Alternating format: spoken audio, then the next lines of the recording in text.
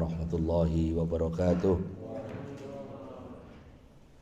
Bismillahirrahmanirrahim. Alhamdulillahirabbil alamin. Wassalatu wassalamu ala asrofil anbiya'i wal mursalin sayyidina Muhammadin wa ala alihi wa ashabihi ajma'in, amma ba'du. Hadratul mukarramin, para alim, para ulama, jemaah Masjid Ar-Rayyan yang dirahmati Allah. Alhamdulillah kita ketemu lagi dalam kajian rutin kitab Madzhabul Arba'ah. Insyaallah hari ini kita akan selesaikan materi bab sholat ya. Nanti mungkin di setelah Ramadan kita lanjutkan lagi untuk beberapa hal. Kita akan hari ini bahas bab sholat Jumat. Nah, untuk bulan depan insyaallah kita mulai materi kajian fikih Madzhabul Arba'ah terkait ibadah-ibadah di bulan Ramadan ya. Mudah-mudahan Allah Subhanahu wa taala menjadikan jasmani rohani kita bisa ketemu Ramadan yang akan datang. Amin ya rabbal alamin. Salawat serta salam marilah kita sampaikan kepada baginda Nabi Muhammad sallallahu alaihi wasallam yang sunnah-sunnahnya kita ikuti, kita hidupkan.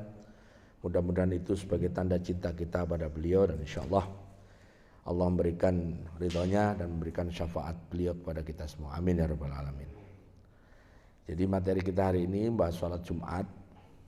Mungkin Bapak sudah sangat paham terkait sholat Jumat, namun mungkin ada beberapa hal yang akan saya sampaikan terkait beberapa pertanyaan. Misalnya ada di beberapa tempat itu habis Jumatan sholat duhur lagi ya. Sholat lagi 4 rakaat. Kalau Bapak ke Bogor, ke mulai dari Ciawi itu sampai sana sampai ya, yang saya ke selatan dulu sampai rumah makan yang sana itu, yang di ujung sana itu. Setelah yang makan yang pinggir gunung itu, sampai sana itu. Atau kita ke arah sini mulai dari Teluk Gong sini mau sampai Balaraja, Serang, Cilegon, terus sampai tempat saya sana di Pandeglang. Itu habis sholat Jumat, sholat duhur lagi. Bagi orang yang nggak paham, sholat apa? Nah, gitu. Nanti saya tunjukkan ceritanya kenapa mereka melakukan itu. Ada alasan fikihnya itu ya. Itu yang pertama. Yang kedua terkait khutbah. Ada beberapa masjid yang sampai hari ini memang masih memegangi dalil bahwa khutbah itu harus sama plek dengan Rasulullah, pakai bahasa Arab. Sedangkan khutbah yang menggunakan bahasa campuran dan Arab dan bahasa ajam, bahasa selain Arab, itu menyandarkan ke pendapat ulama. Jadi kalau saya mau cerita jujur, mestinya secara teori kalau kita mau ittiba Rasulullah full pakai bahasa Arab. Saya kalau khutbah Idul Fitri di pondok itu pakai bahasa Arab. Kalau pas Jumatan disuruh khutbah ya pakai bahasa Arab. Tapi rata-rata ya memang tidur. Ya, pendengarnya tidur. Enggak bahasa Arab aja tidur, pakai bahasa Arab. Masuk masjid itu baca doa bismika Allahumma akhya wa amut. Masuk masjid itu kan ada doanya tuh. Allahumma sholli ala sayyidina Allahumma aftah li abwaab. Itu kan doanya masuk masjid itu diganti bismika Allahumma akhya wa amut. Terus nyari senderan. Ya gitu ya. Itu. Yang ketiga itu terkait khotib. Jadi banyak sekarang ini saya kritik betul di banyak masjid saya ngomongin ini. Khotib-khotib itu mengabaikan hal-hal kesunahan khutbah dan justru melakukan kemakruhan khutbah. Saya ulang ya, meninggalkan kesunahannya jadi khotib tapi melakukan kemakruhan yang dilakukan oleh khotib. Kemakruhan khotib itu cirinya apa? Tangannya pecicilan. Jadi kalau khutbah itu begini, ada itu, itu makruh. Nabi Muhammad itu kalau khutbah tangan kirinya megang tombak atau megang busur atau megang pedang, tangan kanannya itu megang sesuatu. Dalam hal ini beliau megang tiangnya mimbar dipegang. Supaya nggak begini. Karena kecenderungan orang kalau dikasih komando mesti tangannya begini, nyuruh-nyuruh. Padahal kedudukan khotib dengan jemaah itu sama. Kedudukan khotib dengan jemaah itu sama. Kebetulan dia suruh jadi khotib. Mana buktinya? Waktu kalimat usikum wa nafsi bitaqwallah. Saya wasiatkan kepada kalian dan diriku. Nah, kalau di terjemahan bahasa Indonesia, saya berwasiat kepada jemaah dan untuk diri al-fakir sendiri, biasanya begitu. Artinya perintah terkait isinya khutbah itu bukan seperti seorang guru pada murid, bukan. Tapi sama-sama kita menghadap Allah Ta'ala. Itu yang pertama, tangannya pecicilan. Yang kedua, waktu doa itu tidak mengangkat tangan khotib. Kenapa? Ada kemakruhan khutbah berdoa dengan membelakangi kiblat, itu makruh. Kalau orang begini itu makruh, Pak. Ya. Makruh itu bukan berarti nggak boleh, boleh. Cuman kalau ini karena kemakruhan di khotib harus dihindari. Makanya diganti begini. Saya kalau khutbah Allahu Akbar begini tangannya satu, nunjuk pada Allahu Akbar lil muslimin gitu. Gantinya pecicilan tadi diganti satu aja sekali terakhir. Nah, yang ketiga ini yang paling fatal, bahwa dari zaman Nabi, zaman Abu Bakar, zaman Umar sampai zaman akhir Umar itu semua khutbah isinya sama dengan isinya khutbah Nabi. Ya mau itu tausiyah begitu aja. Nah, ketika menjelang pergantian antara Utsman ke Ali, itu mulai sebagian ada orang memasukkan unsur politik. Tapi nggak parah. Sampai perang antara Sayyidina Ali dengan Ibu Aisyah, sampai Sayyidina Ali terbunuh, kemudian diganti oleh Hasan Husain, Sayyidina Husain terbunuh, sampai muncullah Bani Umayyah, Muawiyah jadi khalifah. Muawiyah jadi khalifah diganti Yazid, sampai ini terus berlangsung puluhan tahun. Isinya masjid itu caci maki. Yang nggak cocok kelompok ini ngantem sana, yang kelompok ini ngantem sana. Akhirnya ketika Khalifah Umar bin Abdul Aziz itu khalifah kelima dari Bani Umayyah itu menambahkan satu kalimat. Mungkin Bapak pasti hafal ini. Ibadallah, innallaha ya'murukum bil adli wal ihsan. Tutupnya khutbah, wa itaidil qurba wa yanha 'anil fakhsya wal munkar wal bagh ya'idzukum la'allakum tadhakkarun wa la dzikrullahi akbar. Itu kalimat ini enggak pernah dibaca oleh Rasulullah loh, Pak. Kalimat ini yang terakhir nanti, enggak pernah. Yang baca siapa? Umar bin Abdul Aziz. Makanya kalau ada orang debat diskusi lah sama saya. Ngomong potretnya khutbahnya Rasulullah. Khutbahnya Rasulullah itu kalau dibaca hanya 5 menit. Ada itu bukunya namanya Khutbatun Nabi. Isinya khutbahnya Nabi. Itu saya refer nanti untuk buku saya yang baru. Jadi khutbahnya Nabi itu strukturnya ya pembukaan hamdalah, terus wasiat takwa, terus kemudian baca ayat Quran, terus Nabi sendiri menyampaikan hadisnya, menyampaikan mauidhah, terus doa kaum muslimin muslimat. Sudah selesai. Nah, zaman sebelum Umar bin Abdul Aziz caci maki banyak. Wah, ini nggak cocok ngantem sana, masjid yang sana nggak cocok ngantem masjid sini. Wah, akhirnya kacau balau. Saya masih terikat tahun 90 atau 89 itu KKN. KKN itu kuliah kerja nyata. Kebetulan saya kuliah di Surabaya di ITS. Kemudian KKN saya itu di Lamongan, di satu kecamatan gitu. Yang antara komunitas NU dan komunitas Muhammadiyah itu imbang. Ini cerita lucu tapi benar ya. Jadi karena saya itu masuk di desa itu ada komunitas NU-nya, ada komunitas Muhammadiyahnya, maka saya bagi 8 orang, 10 orang sebenarnya. Tapi karena yang satu Nasrani, jadi 4 sama 5. Jadi kalau Jumatan yang 4 saya suruh Jumatan di masjid Muhammadiyah, yang 5 atau yang 4 di masjid NU. Ini karena KKN-nya waktu itu sebelum Ramadan, saya masih ingat, bulan Juli, masih ingat saya. Jadi masjidnya itu nggak jauh, ya kira sini sama kira-kira lebih di sana lah, di Bank Mandiri sana, ya, kan ada bank di situ sekarang. Tapi speakernya toanya itu ada pada depan. Toanya ada pada depan, ya kita lihat ini, karena anak KKN kan 2 bulan di situ ya. Ya ikut bersihin masjid, ya ikut bersihin toilet. Suatu saat saya ada di masjidnya NU, teman saya ada di masjidnya Muhammadiyah. Ini betulan, cerita betulan. Khutbahnya masjidnya NU, saudara-saudara, tarawih itu yang bagus adalah 20 rakaat. Gini. Itu khutbahnya begitu. Rupanya sana nyaut, saudara-saudara, tarawih yang bagus itu 8 rakaat. Jadi antar toa. Sampai bisa bayangin kalau itu Zaman dulu itu isinya politik.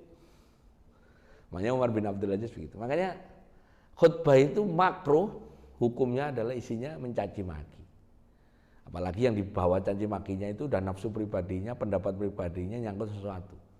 Itu udah makruh ya. Nah ini yang tiga. Ini saya sekilas saja nanti supaya nanti kadang sampai fikih Jumatan udah paham. Yang pertama terkait dengan hukum khutbah ya. Salat Jumatnya dulu dah.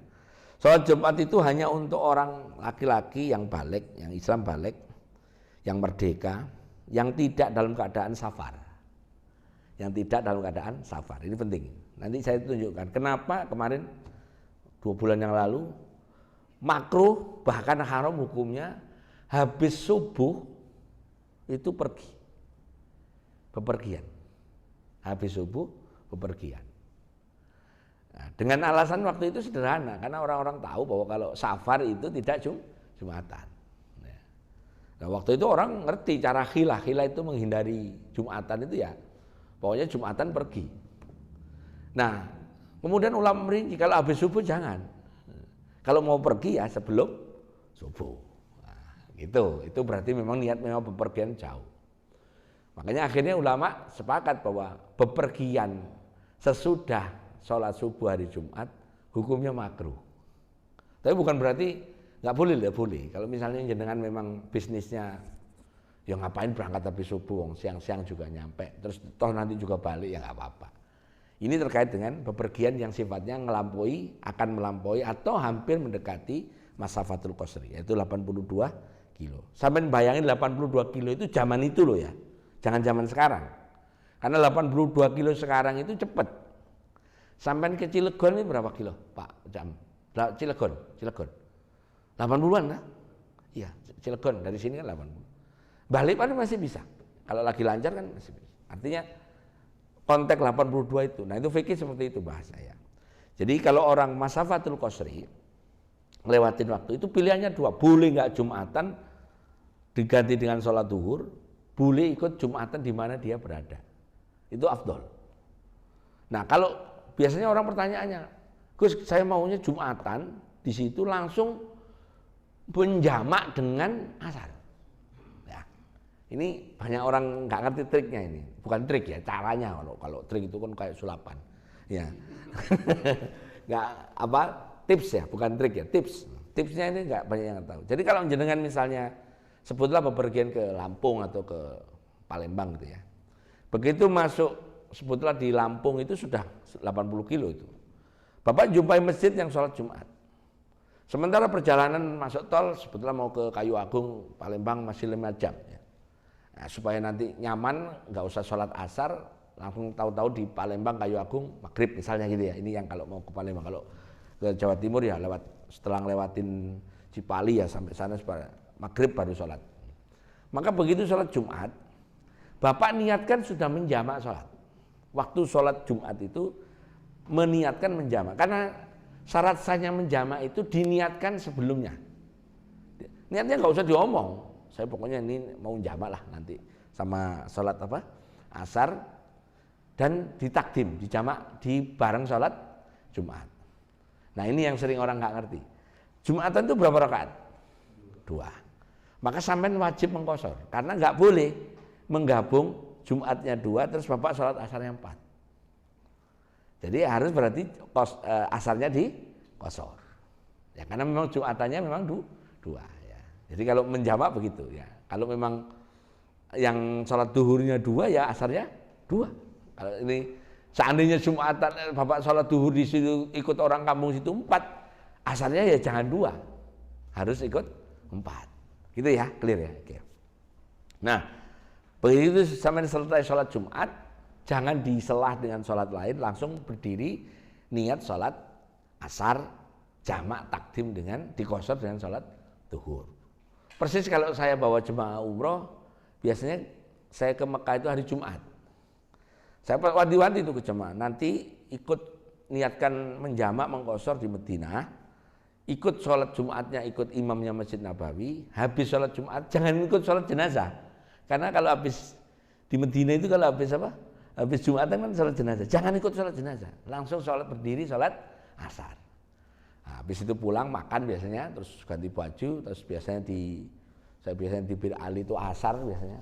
Nanti sampai di Mekah sekitar jam 10. Udah nyaman, nanti kalau sholat maghribnya di Mekah, di Masjidil Haram. Karena duhur sama asar kan sudah, tinggal sampai di Mekah hari Isya ya sudah jamak takhir. Itu makanya saya jelek-jelek ini imam Masjidil Haram. Saya nih. Ya pernah ngimami di Masjidil Haram kok. Jemaahnya sendiri maksudnya. Jadi kalau ada orang, oh itu hebat masjid, kita itu sering. Beliau mungkin pernah ngimami. Jadi hebatnya itu mutawif itu adalah imam Masjidil Haram untuk jemaahnya sendiri. Ya itu ya. Jadi boleh bagi musafir untuk tidak sholat Jumat, tapi diganti tetap sholat zuhur. Nah sekarang sejarahnya sholat Jumat. Jumat itu pertama kali dilakukan oleh Nabi. Justru ketika Nabi Muhammad di Mekah itu nggak ada sholat Jumat. Sholat itu kan bulan Rajab tahun 7 kenabian ya. Jadi tahun kalau 571 beliau lahir tambah 40 adalah 511 ya. 511 ya 571 tambah 40 511 kan ya. 611 ditambah 7 618. 618 Masehi itu ada perintah sholat. 618 Masehi dapat perintah sholat Isra Mi'raj itu. Beliau hijrah itu 621. Artinya antara 618 ke 621 3 tahun nggak ada sholat Jumat. Kenapa? Perintah sholat Jumatnya belum ada. Perintah sholat ya ayyuhalladzina amanu idza nudiya lis-sholati min yaumil jum'ah fas'au ila dzikrillahi wa dzarub belum ada. Nabi Muhammad itu sederhana, kalau belum ada perintah ya nggak dikerjain. Jadi kalau Nabi Muhammad umur 40 itu sholat malam, umur 47 sudah ada sholat 5 waktu. Kalau kita ngitung sejarah berarti beliau baru sholat fardu itu umur 47.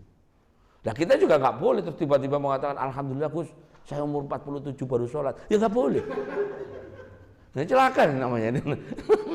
Itu kan proses pembuatan syariat. Nanti lebih ngerinya puasa. Begitu hijrah ke Madinah, beliau di Mekah 13 tahun, umur 53, 2 tahun kemudian baru dapat perintah ya ayyuhalladzina amanu kutiba alaikumusiyam. Umur 55. Terus yang umur 56 baru berbangga banget. Alhamdulillah saya umur 55 kemarin baru puasa. Lah gendeng lagi ini. Niru Nabi gitu. Ya enggak bisa begitu karena hukumnya sudah jadi sekarang. Waktu itu hukumnya belum jadi. Jadi begitu sampai di Kuba. Kuba itu ya Masjid Kuba sekarang. Itu hari Senin 12 Rabiul Awal. Jadi saya kalau ngaji bab sejarah begitu itu saya hati-hati betul. Makanya kalau ada undangan ngaji bulan Muharram, saya minta panitia jangan ngomongin hijrah. Karena hijrahnya Nabi itu Safar Rabiul Awal. Bulan Muharram nggak ada hijrah. Tahun awal hijrah dihitung Muharram iya, tapi Nabi hijrah bukan bulan Muharram. Makanya saya nggak mau kalau temanya hijrah. Tema tahun baru aja lah, nggak usah tema hijrah. Tema hijrah nanti. 12 Rabiul Awal bareng dengan tanggal 22 September tahun 621 Masehi. Bulan Masehinya. Itu Senin 12 Rabiul Awal. Hari Senin di Kuba itu beliau diminta oleh penduduk situ untuk buat masjid. Yang namanya diabadikan di Al-Qur'an Ussisa 'alat taqwa. Di surat Taubat. Masjidnya makanya disebut Masjid Taqwa. Jadi Masjid Kuba itu yang Bapak kalau umroh itu namanya Masjid At-Taqwa. Masjid At-Taqwa. Makanya saya waktu awal-awal pindah ke sini tinggal di Nusa Indah itu musola saya itu namanya At-Taqwa. Karena saya ingat baru pertama kali punya rumah di daerah yang jauh dari rumah di Nusa Indah itu nyelempit lagi rumahnya sana dekat. Waktu itu belum banjir. Ya yang di sana di belakang sana dekat sektor sana. Pinggir kali ya. Alhamdulillah kemarin banjir. Ya, alhamdulillah. Tapi masjidnya enggak karena saya buat tinggi memang waktu itu ya. Ya itu Masjid At-Taqwa. Sekarang jadiin masjid karena udah dipakai Jumatan. Ya sudah. Jadi Masjid At-Taqwa. Senin, Selasa, Rabu, Kamis, Jumat. Kamis itu masjidnya jadi. Ya sampean jangan bayangin masjidnya kayak Aroyan gini, ada kacanya, ada AC yang enggak ya pagar dan seret kotak kecil. Nah, hari Jumat pagi berangkat. beliau itu adalah orang yang dihormati. Nah, orang penduduk situ nanya Kanjeng Nabi mau kemana? Ke Yasrib. Jarak antara Kuba dengan Yasrib kan tinggal 15 kilo ya. Kalau Bapak pakai Google Map itu 15 kilo lah. Kalau pakai jalan. Jadi 15 kilo. Oh, enggak sampai mungkin 8 lah, 8 sampai 10 lah. Anggaplah ya 10 lah ya. Dianterin oleh sekitar 40 orang. 40 orang plus Nabi plus Abu Bakar, 42. 40 orang ini tujuannya dua. Pertama nganter Nabi sampai Yasrib, kedua mau maju lagi ke arah jalan yang dari Sam untuk nyegat dagangan. Nyegat dagangan kan dulu proses dagangan itu karavan onta yang dari Syria dicegat, terus transaksi di situ, terus dipindah ke onta lain kayak transshipping. Nah, kalau saya ngerti Mas Yuda ngerti transshipping. Ketemu kapal pindah. Nah, itu. Ini onta ketemu onta, ini bukan transshipping, transkamel berarti ya. Pindah terus dibawa ke Mekah, terserah yang dagang ya sudah dapat dagangan. Nah, pas kira-kira di kebun kurma yang sekarang ditandai dengan Masjid Jumat. Karena Bapak kalau lihat di peta Masjid Kuba, Masjid Nabawi, Masjid Jumat itu tengah-tengah. Di kebun kurma itu Nabi lagi ngasuh siang kan, sekitar jam 11-an. Turun wahyu itu. Ya ayyuhalladzina amanu idza nudiya lis-sholati min yaumil jumu'ah. Udah datang. Itu sampai situ. Dah mulai Nabi ya Bapak bayangin ya baru pertama Jumat ya seadanya, enggak ada mimbar, enggak ada. Nabi Abu Bakar adzan, Nabi Muhammad SAW adzan. Jemaahnya bingung, enggak pernah ada sholat model begini. Nah, begitu Nabi pas khutbah, dagangan yang ditunggu datang. Ya Bapak jangan bayangin di masjid ya, di luar kan, di lapangan. Ya jalannya kelihatan, ontak lihat. Orang 40 itu bubar. Bubar. Ya sederhana, orang belum pernah ada aturan Jumatan, ya bubar wae. Nah mereka tahu Nabi Muhammad orangnya sabar, tahu bubar. Tinggallah dua, Nabi dan Abu Bakar. Nah, kisah itu kemudian dilanjutkan di ayat fas'au ila dzikrillah wa dzarul bai'. Mestinya orang-orang itu meninggalkan perjualbeli, itu kan jual beli tadi, tinggalkan. Itu direkam di ayat itu, surat Al-Jumu'ah. Nah, akhirnya rekaman berikutnya begini. Kalau gitu berapa jumlah minimal orang Jumatan? Kata Imam Syafi'i 40 orang mukim. Siapa orang mukimnya? Orang tadi, orang Kuba 40. Nah, kata Imam Malik enggak, 2 cukup. Buktinya lah itu 2. Ya, yang 40 kan udah pergi. Ini. Akhirnya pendapat Imam Madzhab, ini karena ngomong fikih madzhab. Salat Jumat itu minimal 40 orang mukim itu pendapatnya Syafi'i, minimal 2 itu pendapatnya Imam Malik.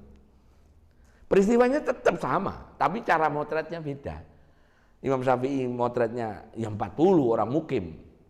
Nah, ibaratnya ini nanti kalau jadi masjid, begitu di sini komplit jumlahnya 39. Kalau pakai madzhab Syafi'i, jangan gelar Jumatan. Nggak akan sah. Harus 40. Harus 40. Mungkin satpam nanya, satpamnya orang sini, kalau orang sini dipanggil satpam. Jadi satpam pas jaga tinggal satunya, masukin sini, baru sah. Dan harus orang balik, bukan anak-anak, atau bukan wanita, ya, harus orang laki-laki. Nah, itulah sholat Jumat pertama dengan seadanya. Khutbah yang direkam itu, kalau hitungan saya baca dalam kitab ini 1 lembar. 1 lembar itu ya paling 5 menit lah. Ya sejak itu ya orang-orang ngerti bahwa Jumatan itu harus disampaikan. Besok-besok kalau Jumatan jangan bubar loh ya gitu. Kira-kira Nabi begitu. Ya orang baru pertama kan. Tapi kalau sekarang kan bubar betul ya nggak boleh. Ya. Nah sudah sampai di Medina Jumat sore. Jumat sore ada peristiwa milih tempat itu. Milih tempat karena orang Medina kan biasa, orang Arab ayal-ayalan. Nabi tinggal di rumahku aja, rumahku gede. Ya kalau ibaratnya sekarang ada Nabi itu Pak Jamur, rumahku aja gede, tingkat. Ada Hasan Konur di atas, nah misalnya itu. Bisa dengerin misalnya gitu. Ya ribut. Nah Nabi nggak mau mengecewakan orang Medina. Dah, gini aja daripada kalian ribut, biar yang memilih onta saya, si Koswah. Nah, onta kalau onta yang milih orang Medina mau protes sama onta gimana? Nggak usah. Ontanya dilepas. Ontanya dilepas. Kalau di film itu sebentar, enggak, itu ceritanya lama. Onta itu nyari tempat itu lama, mau muter-muter. Sampai di mana dia duduk, disitulah Nabi mendirikan rumah. Ya rumah yang sekarang ya makamnya itu, terus sampingnya adalah masjid. Ya orang Madinah puas, yang milih onta kok. Protes sama onta, diserentik sama onta, gitu ya. Oke, ya sampai situ. Nah, itulah masjid. Apa namanya? Sholat Jumat. Nah sekarang saya membahas hukum jual beli ketika Jumatan. Menurut mazhab 4, apakah jual beli ketika khotib naik mimbar statusnya sah atau tidak? Pendapat yang pertama sah jual belinya menurut mazhab Hanafi sama apa namanya Syafi'i, tapi pelakunya dosa. Transaksinya sah, tapi si pelakunya dosa. Misalnya saya pas Jumatan dagang misalnya. Dagang sekarang nggak harus bawa barang loh Pak, sekarang ya. Sekarang ini kalau dagang nggak perlu bawa barang. Sampai punya saham. Saham itu kan kalau jam 12 sekarang untungnya udah istirahat ya. Jakarta Stock itu kan jam 12 sekarang udah. Seandainya Jumatan kita setengah 12 menjelang tutup siang. Ya Pak Yuda ya. Sampai kan punya handphone aplikasi jual beli saham. Begitu khotbah udah naik, ya, lepas ini, yang ngerti saham ya. Begitu, ini jual beli ini. Sekarang kan jual beli kan nggak harus nenteng gerobak isinya, enggak. Sekarang jual beli itu data angka doang yang diperjualbelikan. Maka jual belinya saya melepas menjual sahamnya sah, tapi saya berdosa. Ya, kalau begitu khotbah sudah assalamualaikum warahmatullahi wabarakatuh, tutup semua. Makanya benar MC itu benar kalau Jumatan. Bapak-bapak para jemaah salat Jumat yang saya muliakan, mohon yang bawa handphone dimatiin. Oh malah nggak Jumatan, yang bawa handphone dimatiin. Handphonenya dimatiin. Yang bawa handphone dimatiin kan. Abang kong bawa handphone dimatiin, kasihan loh. Udah minum obat supaya sehat tuh malah dimatiin. Handphonenya. Ya, jadi jual beli kalau menurut Hanafi dan Syafi'i adalah jual belinya sah tapi pelakunya dosa. Yang lebih keras menurut Maliki Hambali jual belinya haram. Jual belinya haram. Makanya sampai kalau paham madzhab Hambali itu di mana? Di Mekah kan. Bapak kalau ke Mekah, ke Medina maupun Masjidil Haram, kalau mau Jumatan tutup nggak toko-toko itu? Tutup. Tapi khilaf Pak. Saya pernah lihat karena saya bawa jemaah zamannya sama Pak Yuda ini. Hotel saya di Hilton ya Mas. Saya lupa itu satu hotel kok sama nggak tahu saya. Pokoknya hotelnya deket lah. Begitu saya turun, tokonya tutup. Tapi saya lihat tutupnya hanya kain aja. Saya coba intip, makan. Wah ini kurang ajar ini. Bukan orang Arab tapi orang-orang Yaman itu loh. Orang Arab Yaman makan. Waduh, kentut tenan gue. Nah, saya udah ya nggak bisa masuk ya di teras itu ya zaman itu. Ya kan waktu di Medina itu jumpai dua Jumat saya. Ya, kalau pas haji itu. Dan itu ya, jadi jual belinya. Berikutnya adalah terkait dengan tadi yang berhak menyelenggarakan sholat Jumat. Menurut kebiasaan Nabi, sholat Jumat itu diselenggarakan oleh Nabi di masjid Nabi. Ya. Jadi sholat Jumat itu diselenggarakan di masjid Nabi. Sampai yang sudah pernah umroh pasti sudah tahu. Masjid Nabi di sana, di sebelah barat itu ada Masjid Ali, ada Masjid Abu Bakar, ada Masjid Qomamah. Di sebelah selatan ada Masjid Umar, ada Masjid Utsman. Di sebelah timurnya ada Masjid Ansor, masjidnya yang sekarang dekat Rumah Sakit Al Ansor, Masjid Ijabah. Itu punyanya sahabat juga. Terus sebelah utaranya Masjid Ijabah ada Masjid Abu Hurairah. Di sebelah lagi ada masjidnya Abdurrahman bin Auf. Jadi Nabi punya masjid, orang-orang sahabat-sahabat ini saya bayangkan gini ya. Ini Nabi ini punya masjid, ini RT RW lah. Ya RW-nya Abu Bakar jadi RW, Ali jadi RW, punya masjid sendiri-sendiri. Nah, waktu sholat jamaah boleh jadi Beliau-beliau itu mengimami kaumnya sendiri-sendiri. Kalau sholat biasa, sesekali ke masjid Nabi.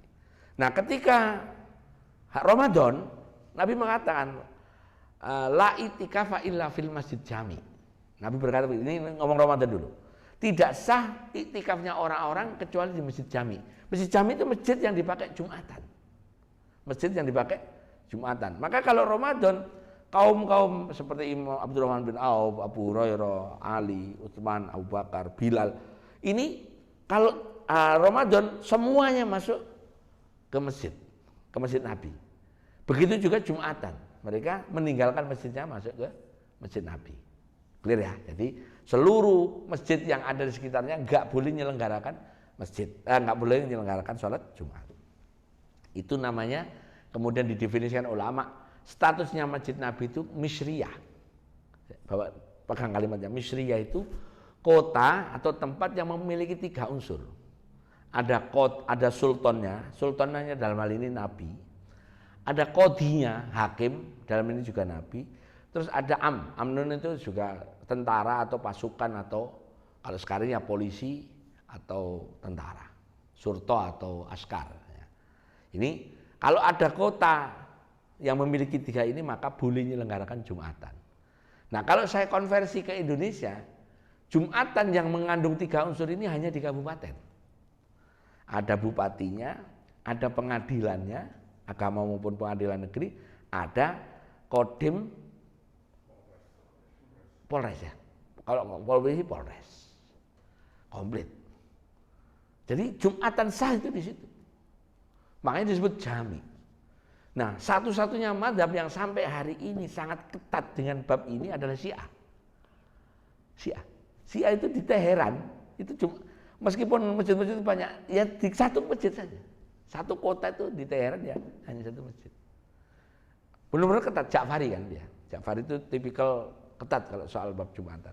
Nah, kalau di mazhab Syafi'i, maka kalau siapa yang sholat di Misriyah gak perlu ngulangi zuhur. Silang. Siapa yang sholat di Misriyah, di masjid jaminya kabupaten gak perlu ngulangi zuhur. Zaman tambah lama umat Islam tambah banyak. Akhirnya umat Islam gak muat di masjid jaminya Misriyah. Turun namanya Masjid Qoryah. Qoryah itu kalau saya terjemahkan ya kecamatan. Berarti sini ya Serpong Utara. Kecamatan punya masjid. Nah, masjid di Korea ini bisa nggak menyelenggarakan sholat duhur, nggak perlu sholat duhur, apabila tepat waktu sholat duhur, sekarang duhur jam 12 lewat 9. Begitu 12 9, khotibnya Assalamualaikum warahmatullahi wabarakatuh. Maka nggak ada sholat duhur, karena itu sudah tepat. Nah, masjid yang di Korea itu yang telat dikit, 12 9 lewat sekian detik, dia karena keduluan masjid yang satunya, maka dia harus nanti setelah Jumatan sholat duhur. Itu asal usulnya. Nah, kan karena susah. Begitu 12,9 setelannya jam beda-beda. Ya toh? Apa sama ini? Masjid saya sama masjid Bapak mungkin beda ini.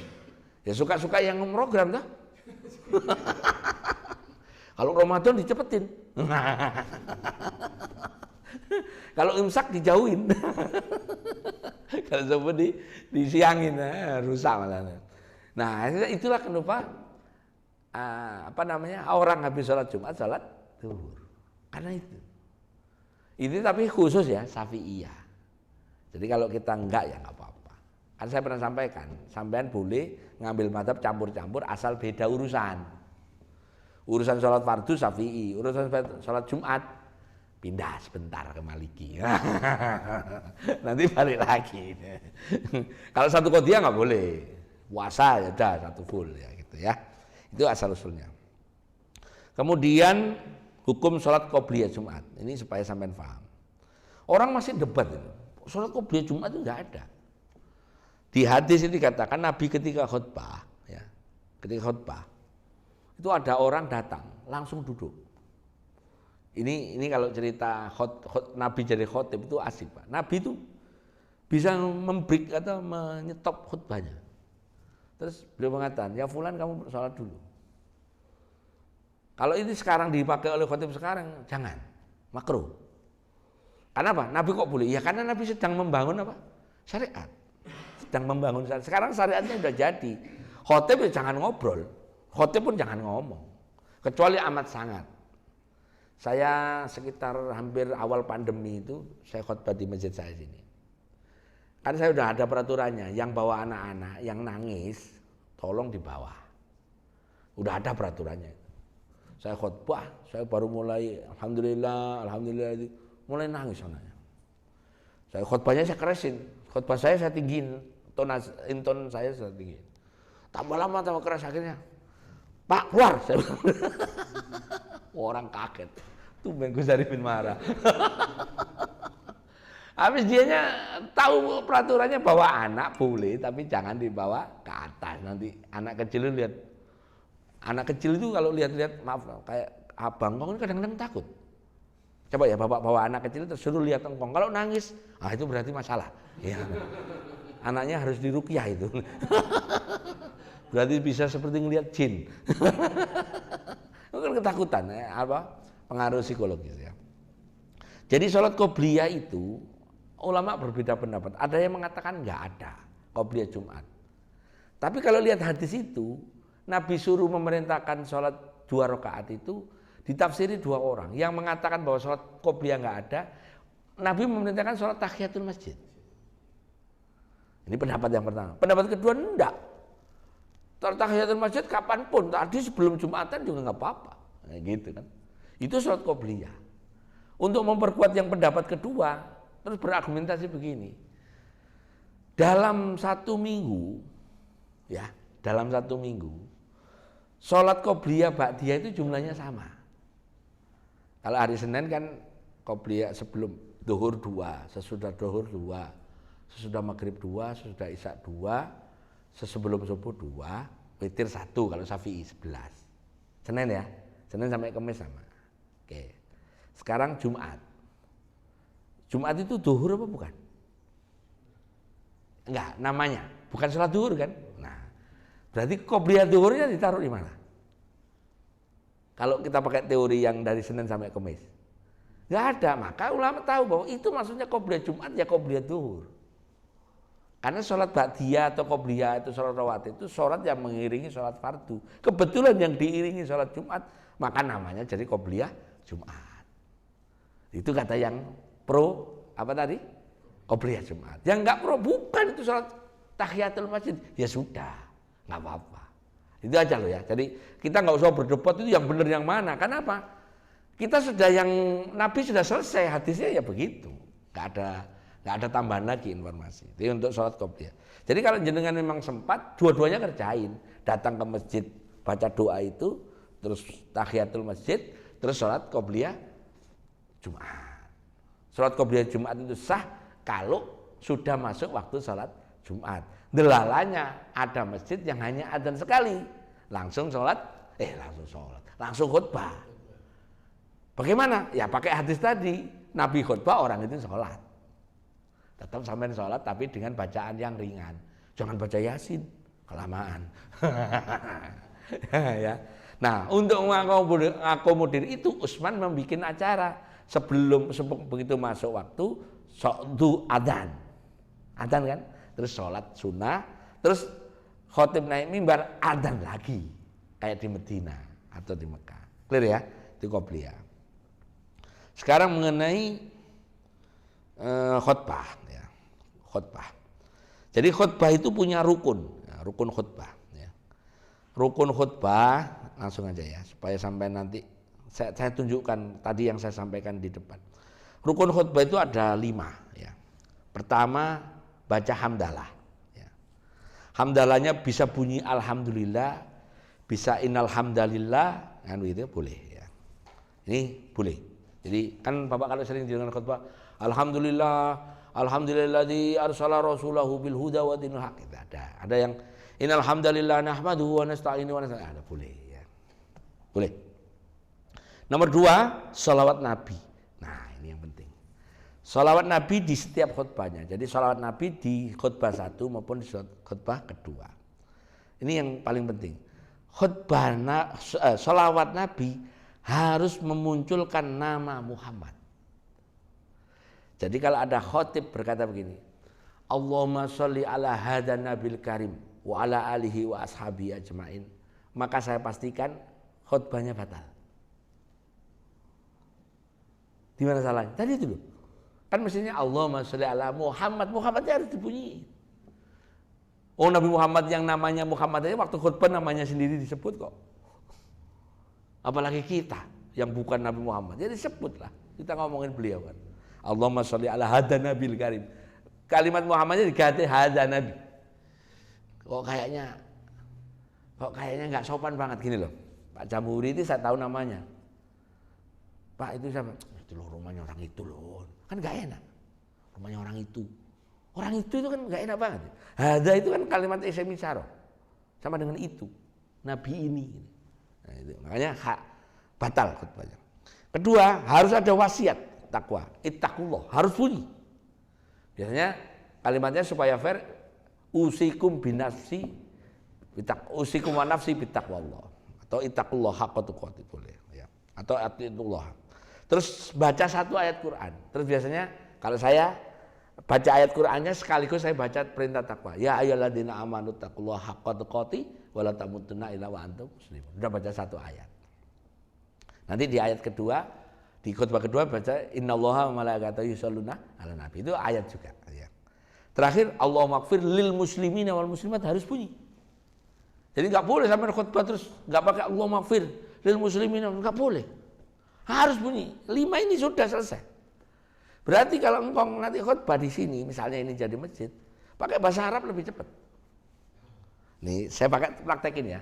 Coba dimenitin. Sekarang jam 5.53 ya. Misalnya saya mulai khutbah. Tadi udah salam, sekarang adzannya sudah selesai. La ilaha illallah. Alhamdulillah di arsala rasulahu bil huda wa dil haq lidhhirahu ala dini kulli wa kafa billahi syahida. Asyhadu an la ilaha illallah wahdahu la syarika lahu wa asyhadu anna Muhammadan abduhu wa rasuluhu la nabiyya ba'da. Allahumma sholli ala sayyidina Muhammad wa ala alihi wa ashabihi. Fa ya ayyuhal hadirun usikum wa nafsi bittaqwallah faqad faza fawzan adzima. Wa qala Allah ta'ala ya ayyuhalladzina amanu taqullaha haqqa tuqatih wa la tamutunna illa wa antum muslimun. Ittaqillaha haitsuma kunta wa atbi sayyi'atal hasanata tamhuha wa khaliqin nas bi khuluqin hasan. Ibadallah innallaha ya'murukum bil adli. Itu satu khutbah. Terus naik lagi. Innal hamdalillah. Nanti. Wah, itu kalau ada masjid gitu, wah ramai jemaahnya penuh. Ke masjid sana, khutbahnya 1 menit. Favorit itu masjid. Jangan ke masjid sono, kelamaan. Saya minta ajari begini biar tahu ilmunya ya nih. Lihat ya, itu khutbah. Nah, hukum khutbah yang dengan selain bahasa Arab. Hukumnya selain bahasa Arab menurut mazhab Syafi'i ya harus dengan bahasa Arab. Jadi yang khutbah pakai bahasa Arab itu punyanya Syafi'i. Makanya rata-rata yang orang habis sholat Jumat duhur tadi mazhabnya apa? Syafi'i. Maka biasanya khutbahnya bahasa Arab. Khutbahnya bahasa Arab. Karena memang satu paket. Itu di tempat saya di pondok, masjidnya pondok, bukan masjid pondok sih, masjid yang nempel. Saya bikin pondok kan belakangan, masjidnya sudah ada. Ya habis khutbahnya bahasa Arab ya habis sholat duhur. Karena tadi nggak memenuhi misri ya. Sedangkan mazhab lain, mazhab Hanafi, rukun-rukunnya harus bahasa Arab. Isinya boleh tidak bahasa Arab. Ya. Mazhab Maliki mirip dengan mazhab Syafi'i. Keseluruhan disampaikan dalam bahasa Arab. Ya. Kalau tidak bahasa Arab, kalau Maliki batal. Nah, Maliki yang keras dalam hal ini ya.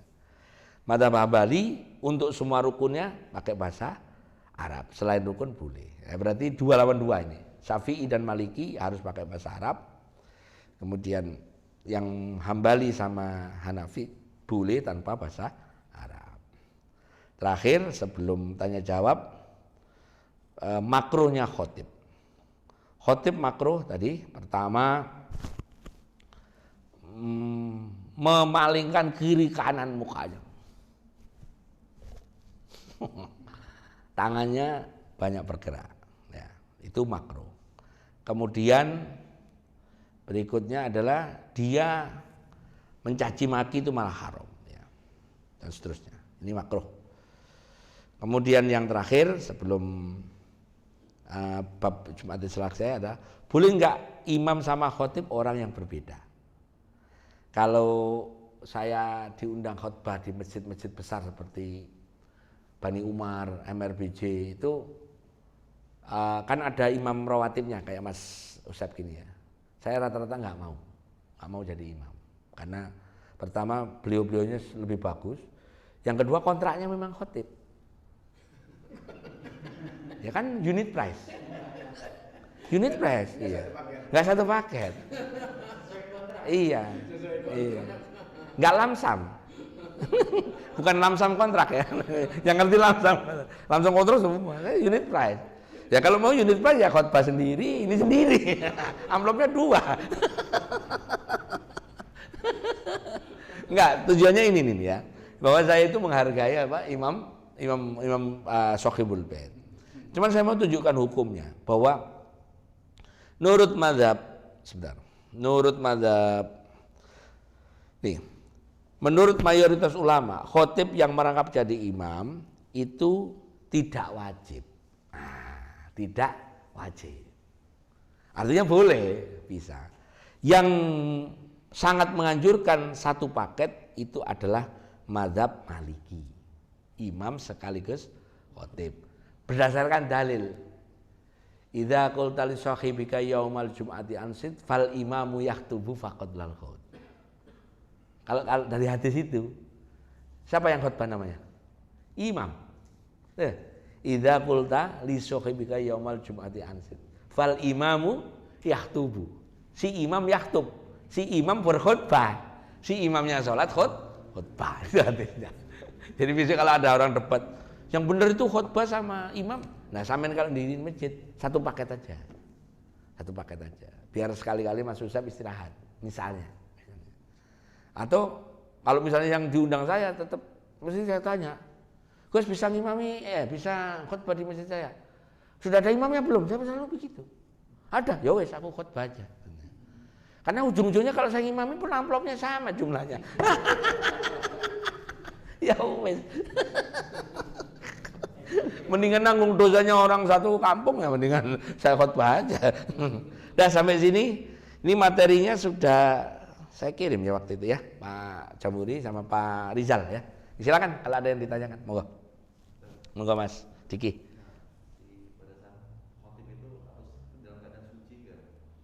Oke.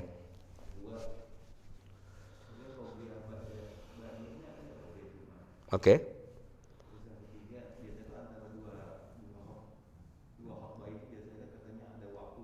Mustajabah.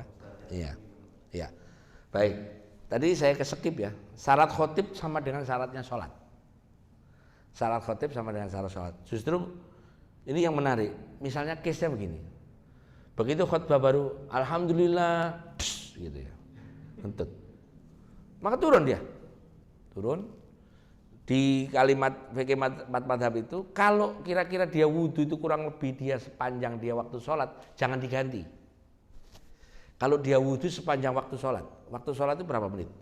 4 atau 5 menit ya. Ya begitu. Makanya masjid-masjid itu kalau sampai nanti di masjid ini pintu ini harus terhubung keluar, harus. Jangan sampai terus lewat jemaah kan diteriakin, woi khotib kok batal, kan gak enak. Stres dia, nggak mau khutbah lagi nanti dia. Biar lewat sana set. Biasanya di masjid-masjid besar itu tempat wudhunya ada di atas, ada di sampingnya imam juga ada tempat wudhu, walaupun memang terbatas, bukan untuk pipis ya, hanya untuk wudhu.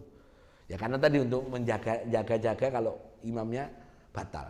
Tapi kalau seandainya dia, maaf, batalnya itu hampir permanen, udah terus mencret, yang harus ada yang gantiin. Ya siapa aja yang mau gantiin.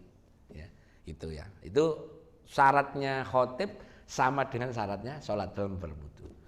Kemudian yang kedua terkait dengan qobliyah dan ba'diyah Jumat. Qobliyah dan ba'diyah Jumat itu satu paket, sama dengan qobliyah ba'diyah duhur. Kalau itu diyakini qobliyah Jumat ada, maka ba'diyah Jumat ada. Kalau jenengan ngomong qobliyah Jumat nggak ada, maka ba'diyah Jumat nggak ada. Clear ya? Ya. Pokoknya gitu aja. Pegangannya tadi kan ada nggak qobliyah Jumat? Nggak ada, ya sudah, nggak ada berarti. Nggak ada, ba'diyah juga nggak ada. Wong qobliyah aja nggak ada, namanya juga qobliyah ba'diyah kan. Tapi kalau Bapak atau saya yakini qobliyah Jumat ada, maka ba'diyah Jumat ada. Bahkan di dalam satu riwayat Nabi itu kalau ba'diyah Jumat pulang, sholat ba'diyahnya di rumah. Gara-gara itulah kemudian orang mengatakan bahwa boleh tidak sholat ba'diyah Jumat karena nggak pernah lihat Nabi sholat di masjid. Tapi Nabi melanjutkan di rumah. Nabi sangat mungkin sholat di rumah, wong rumahnya sebelahnya masjid. Itu untuk qobliyah ba'diyah. Sedangkan di dalam hadis di antara waktu-waktu mustajab itu banyak. Sepertiga malam terakhir, pergantian siang ke malam, malam ke siang, pagi dan petang. Terus ketika antara antara khayal sholat khayal falah, atau antara asyhadu an la ilaha illallah ke khayal sholat itu, kemudian antara adzan dan iqamah, kemudian antara dua khutbah. Jadi hadisnya itu paketnya itu. Khusus nanti Jumatan yang terakhir Rajab, tanggal 12 ya. Tanggal 12 itu Jumat terakhir, saya punya ijazah dari guru saya.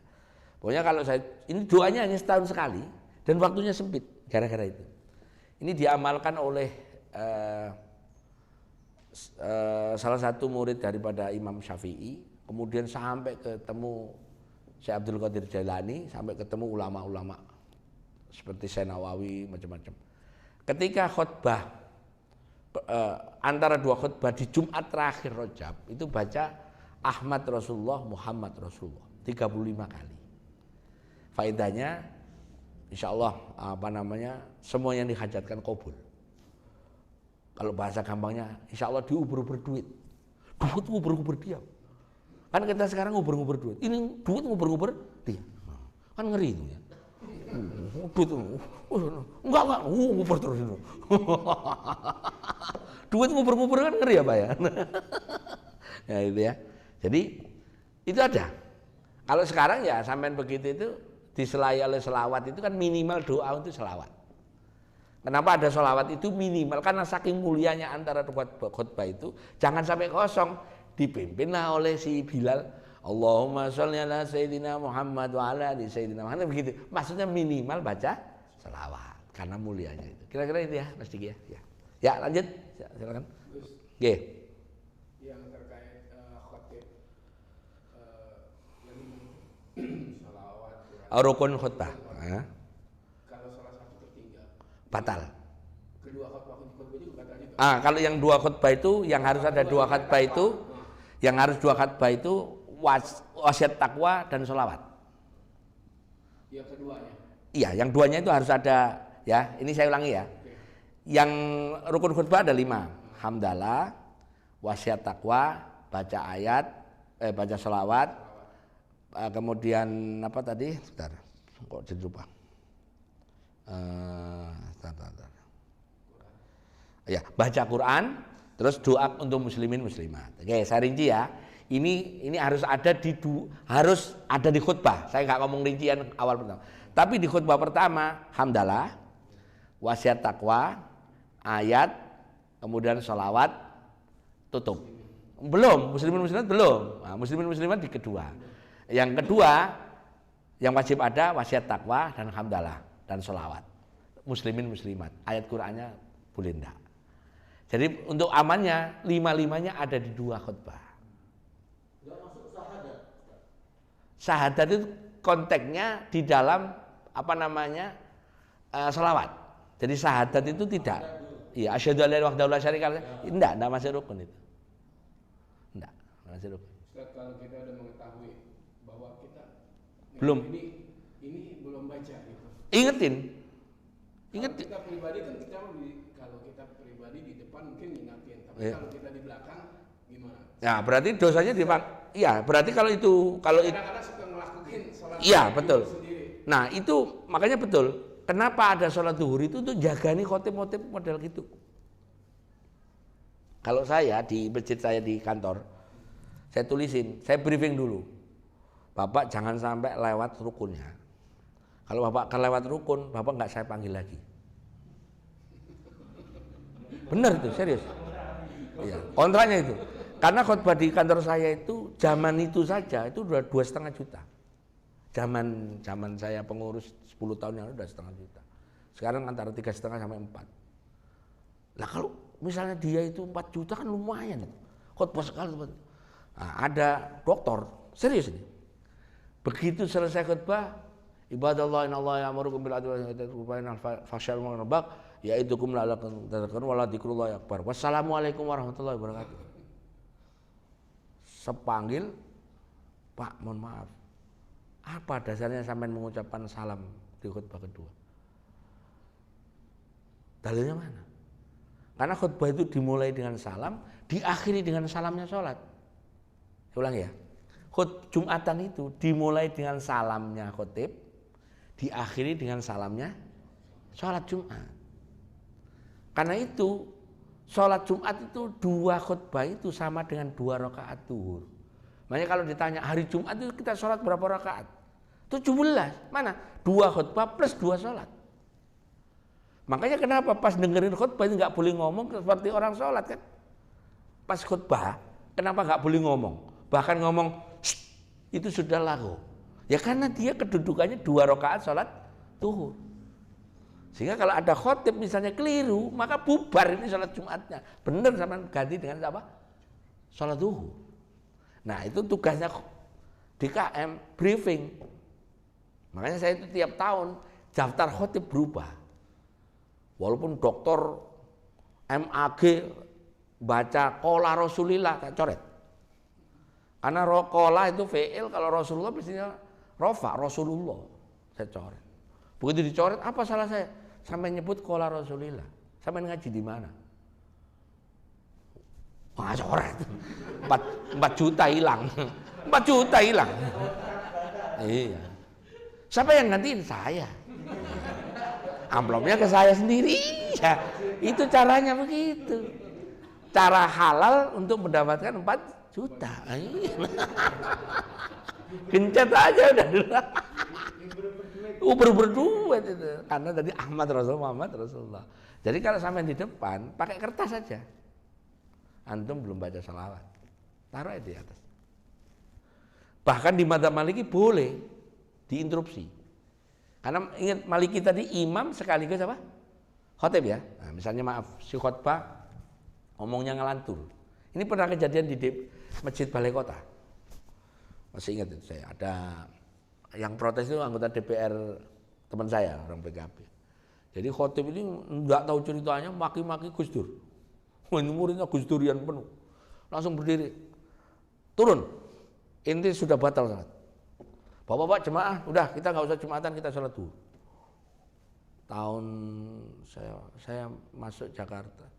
Pokoknya Gus Dur sudah nggak jadi presiden 2001 atau 2002 saya lupa. Di Balai Kota. Pas itu gubernur Pak Sutioso, kalau Pak Sutioso Pak Fokke, Pak Sutioso ya. Itu teman saya. Masih ada. Mas Lukman, sekarang DPR pusat. Begitu. Boleh. Diinterupsi boleh. Makanya jadi khotib jangan karena dapat menang dapat berapa 4 juta terus ngomong ngawur. Wah, cilaka udah dosa. Terus nanti nggak dipanggil lagi terus pas ngasih amplop dikurangi. Udah gara-gara bapak keliru udah 1 juta aja.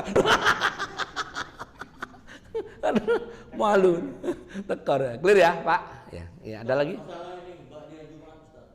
Itu ada hadisnya itu 4 rakaat, Ustaz. Kalau sholat di rumah baru 2 rakaat. Sebenarnya hadis 4 rakaat, 2 rakaat itu bacanya tidak hanya Jumat, tapi zuhur. Jadi ba'diyah Jumat yang dianggap 4 atau 2 itu konteksnya karena ada banyak hadis yang terkait Nabi melaksanakannya di rumah. Ya, di rumah 2. Nah, Nabi semuanya di rumah. Nabi itu seluruh sholat qobliyah ba'diyah semuanya di rumah. Nggak pernah ba'diyah di masjid, nggak pernah. Bahkan di buku saya itu sudah saya cek. Pernah nggak Nabi sholat qobliyah ba'diyah di masjid? Nggak pernah. Pasti di rumah. Nah karena di rumah ada riwayat. Lah iya, artinya tetap konteksnya di rumah kan Pak. Bukan di masjid, bukan di halaman masjid itu. Enggak, ini saya mau jawab pertanyaan Bapak. 4 atau 2 kan gitu ya. Kalau sampean mau 4, memang sesungguhnya sholat ba'diyah zuhur pun 4. Maka dicekat saat Jumat ya 4. Kalau yang bagi yang mengamalkan ba'diyah itu 2 ya 2. Bukan qobliyah zuhur yang 4. Ba'diyahnya Enggak, qobliyah zuhur 2. Ba'diyahnya yang 4. Nanti di materi setelah Ramadan ya tak tunjukkan hadis. Hadis-hadis yang orang berdebat. Status sholat, yang berdebat itu banyak kan. Yang saya sudah kumpulin hadis-hadis yang sumber kayak gini-gini, sumber apa? Sumber perdebatan ini sebenarnya 4 atau 2 sih. Hadis tentang witir, hadis tentang taraweh, hadis tentang qobliyah ba'diyah, hadis tentang sholat apa namanya isyraq. Isyraq itu sebenarnya bukan 2, 6. Isyraq ini 6, bukan 2. Tapi rata-rata kita ngerjain 2, karena memang ada yang melaksanakan 2. Nah kalau perkara sunnah begini, itu kan ba'diyah qobliyah itu kan pasti sunnah ya. Kalau memang bapak mau ambil 4, pasti ada dasarnya 4. Kalau mau ambil 2, pasti ada 2. Begitu juga qobliyah. Qobliyah itu ada yang mu'akkadah, ada yang ghairu mu'akkadah. Yang mu'akkadah 2, yang ghairu mu'akkadah 2. Jadi caranya ngitung gini, ini hari biasa selain Jumat ya. Ini yang mu'akkadah dulu. 2 rakaat sebelum zuhur, 2 rakaat sesudah zuhur, 2 rakaat sesudah maghrib, 2 rakaat sesudah isya, 2 rakaat sesudah sebelum subuh. Oke, atau disebut sholat fajar. 10 ya. Nah, ini yang mu'akkadah. Mu'akkadah itu yang hampir amat sangat dekat dengan wajib ya. Sunnahnya yang dekat dengan wajib. Sekarang yang ghairu mu'akkadah. 2 rakaat sebelum zuhur, 2 rakaat sesudah zuhur, 2 rakaat sebelum asar, 2 rakaat sebelum isya. Terus yang ke ini adalah balik lagi 2 rakaat sesudah zuhur. Atau wakilah 2 rakaat sebelum zuhur. Jadi kalau dihitung-hitung di zuhur, ini ngomong zuhur ya. Kalau pakai pendekatan yang pertama 4 di awal, 4 di akhir dengan struktur 2 mu'akkadah, 2 ghairu mu'akkadah. Tapi di hadis yang lain di sebelum zuhur itu 6. Karena yang 2 ghairu mu'akkadahnya ada 4. Ada yang mengatakan itu ditaruh di ba'diyah. Makanya sholat zuhur itu 14. 4 sebelum sholat zuhur 4 ditambah 6. 14. Makanya kalau dihitung total sholat rawatib, ghairu rawatib, kemudian mu'akkad, ghairu mu'akkad, sholat sunnahnya, total jumlahnya sholat Nabi Muhammad itu 50 rakaat. Sama dengan sholatnya umatnya Nabi Musa. Jadi sebenarnya kita itu ketemu kalimat-kalimat itu seperti itu. Jadi kalau jenengan misalnya menganggap 4 sesudahnya 2 itu berarti kombinasi. Berarti ngambil mu'akkadah qobliyah 2, ngambil mu'akkadah 2 sesudahnya, ghairu mu'akkadah 2, 4. Ya kan?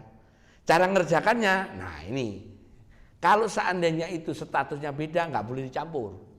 Kalau yang 4 itu memang benar 4. Yang hadis yang dimaksud 4 itu memang benar 4. Sekali salam. Itu adanya di qobliyah. Qobliyah zuhur ada yang 4 sekali salam. Nah variasi hadis begini ini banyak. Cuman biasanya ulama terus membuat rincian. Mana yang paling dekat dengan sahih. Mana yang hasan. Karena ini perkara sunnah ya sudah. Kalau mau dikerjakan ya boleh, enggak juga boleh. Bahkan mengacu ke sholat tahajud aja ada yang 2-2-2 boleh, ada yang 4-4 boleh, ada yang 8 langsung boleh. Clear ya Pak ya? Jadi jenengan mau boleh 4 itu masih harus ditanya 4 langsung Pak 2-2 kalau saya boleh tanya. Pak, yang sama yang Bapak maksud 4 itu yang 2-2 atau 4 langsung? Kalau sebelum zuhur disarankan 2-2. 4 karena takut menyamai dengan sholat zuhurnya 4 rakaat. Kalau sesudahnya, Pak Dianya? 2 2 saja. 2 saja. Berarti 2 4 zuhur 2 ya. Ya udah. Mirip MU. Ya.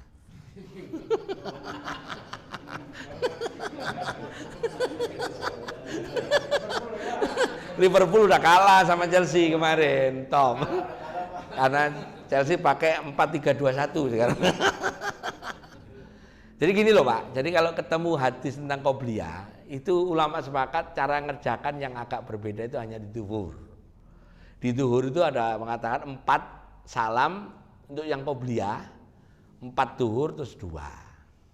Makanya saya tanya, Bapak yang 4 langsung apa 22? 22 berarti rinciannya 2 muakkadah, 2 ghairu muakkadah, duhur muakkadah. Paham ya? Kalau Bapak tambahin 2 lagi ghairu muakkadah. Berarti berapa? 4, 2, 4, 2, 2. Ini apa namanya, West Brom. West Brom ya. Clear ya Pak? Ya. Jadi clear sebenarnya. Kita kalau membahas hadis terkait qobliyah ba'diyah itu banyak variasinya. Yang ini aja tadi, qobliyah Jumat apa ada apa enggak aja banyak loh Pak. Yang ngomong enggak ya enggak apa-apa. Yang ngomong iya ya iya berarti. Kalau ada iya berarti ba'diyah Jumat ada. Cuman kalau ba'diyah Jumat saya ulangi. Ini karena tadi ngomong duhur ya. Sekarang apakah 4? Ya. Kalau dari riwayat Nabi itu melaksanakan ba'diyah Jumat itu malah ada yang mengatakan enggak hanya 4, enggak hanya 2, 6. Cuman itu enggak dikonfirmasi sebagai sesuatu yang hadisnya sahih atau apa. Makanya terus ulama mengatakan cukup 2. Ada yang mengatakan 2 lagi yang tadi pendapat. Tapi ngerjakannya tidak di masjid, tapi di rumah beliau di samping masjid. Jadi kalau misalnya kita mau niru Nabi, memang rumahnya yang cocok kayak Pak Camuri atau rumahnya Bapak ini. Siapa ini? Beliau ini. Jadi waktu adzan subuh Bapak sholat dulu di rumah. Nanti atau sebelum duhur Bapak sholat di rumah, sholat duhur, balik lagi sholat di rumah. Udah niru Nabi. Tapi Nabi istrinya 4, lebih. Belum bisa itu, berat itu. 9 malah. Cuman nggak boleh ya. Clear ya Pak? Ya. Ada lagi? Sebelum kita tutup? Mungkin ada lagi? Ya, jadi materinya sholat Jumat selesai ya. Jadi nanti insya Allah awal April, karena insya Allah tanggal 13-nya Ramadan, kita akan membahas fikih khusus Ramadan ya. Baik itu fikih puasanya, fikih zakat fitrah, fikih taraweh, fikih witir, termasuk amal-amal sunnah lain. Mudah-mudahan Allah panjangkan umur kita, sehat walafiat, dan Allah berikan kita kebaikan dunia akhirat, dan ilmu yang kita dapatkan ilmu yang manfaat. Al-Fatihah. Bismillahirrahmanirrahim. Alhamdulillahirabbil alamin. Ya na'budu wa iyyaka nasta'in. Shiratal ladzina an'amta 'alaihim. Doa kafaratul majlis, subhanallah wa bihamdika asyhadu an la ilaha illa anta astaghfiruka wa atubu ilaik. Wallahul muwaffiq ila aqwamit thoriq. Assalamualaikum warahmatullahi wabarakatuh. Kayaknya masih Isra.